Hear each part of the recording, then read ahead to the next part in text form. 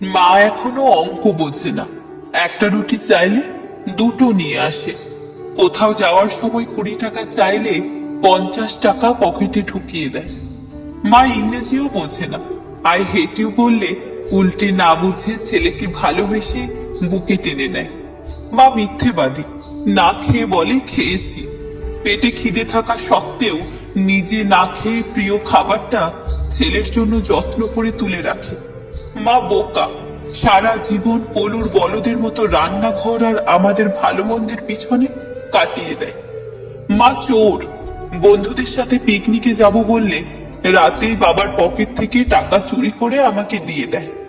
মা নির্লজ্জ, মাকে কতবার বলি আমার জিনিসে যেন হাত না দেয়, তবুও মা নির্লজ্জের মতো আমার এলোমেলো পড়ে থাকা জিনিসগুলো নিজের হাতে গুছিয়ে রাখে।